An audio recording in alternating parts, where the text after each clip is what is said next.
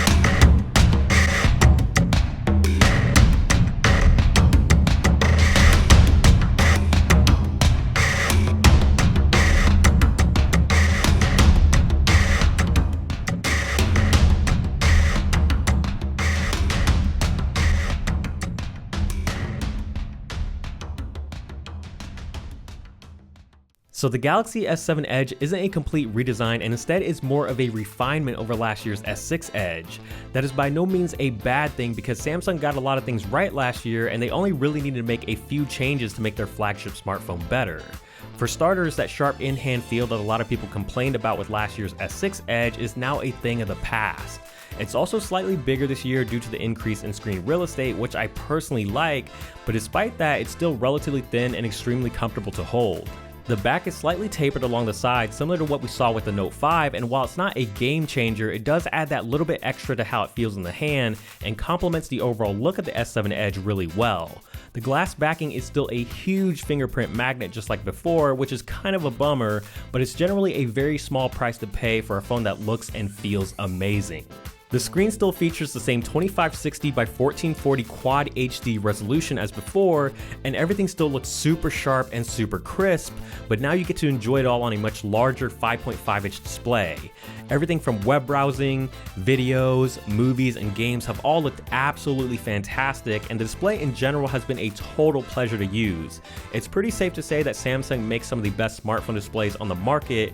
and this beautifully curved AMOLED screen with its deep inky blacks and vibrant colors is certainly quite the looker. With the Galaxy S7 Edge and of course the regular S7, Samsung has brought back a couple of features that were arguably missing from last year's models. Number one is micro SD card expansion, which means there's no 128GB version this year, and instead you're getting support for up to an additional 200GB of storage for all your photos and video. Feature number two is the S7 Edge is water and dust resistant again, which means it'll survive the occasional spill, dunk in the toilet, or getting caught in the rain. The awesome thing about it this time around is that it's all sealed in from the inside, which means no more annoying flaps that get in the way or could potentially get broken. One of the biggest weaknesses of last year's Galaxy S was battery life, but this year Samsung has shoved a massive 3600 mAh battery inside the S7 Edge, and it has definitely done the trick. Even though I've only had the S7 Edge for a couple of days now, I can already tell that battery life is drastically better than the S6 Edge. On day one, I was able to easily hit the 5-hour mark of screen on time, which was pretty incredible,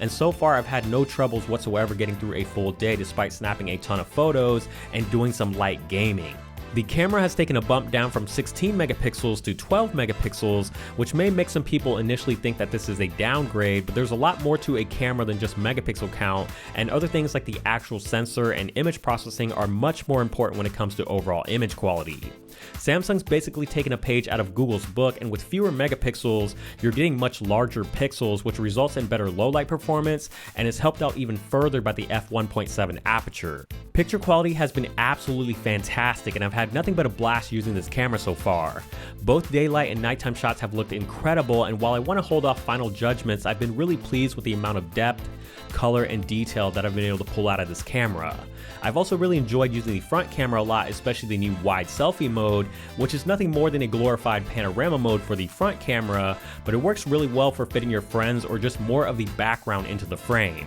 Performance thus far has been about what you would expect from a flagship smartphone, especially when it's packing the Snapdragon 820 here in the States and 4GB of RAM. Loading apps, playing games, and web browsing have all been extremely fast, although I will admit that I do still notice that occasional lag that's typical of Samsung phones, which is not a deal breaker, but it definitely lacks the fluidity that you may find on something like stock Android. The Flipboard home screen scrolling lag is still there, and while the delay is nowhere near as bad as previous Samsung devices like the S6 and Note 5, it's definitely still noticeable and has only become more apparent to me the more I use the device.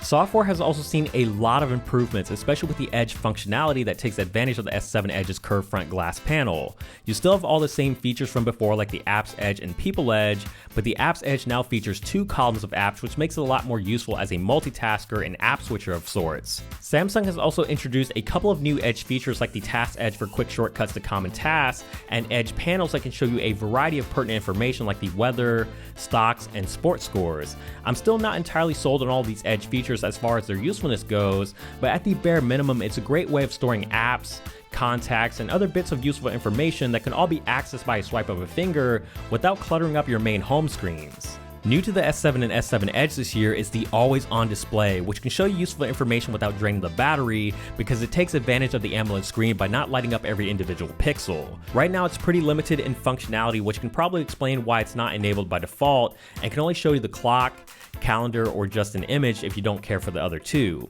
I do like the calendar one quite a bit, and it's the one I've used the most often, but it would be nice to see Samsung expand upon this feature in a future software update to make it more robust. But that's pretty much going to do it for my first impressions of the Galaxy S7 Edge after 48 hours. Hopefully you guys enjoyed it, and stay tuned for the full review, which will be a lot more in depth. And if you like this video, give it a thumbs up down below, subscribe to the channel, which is also down below, and check out the website at androidauthority.com because we are your source for all things Android.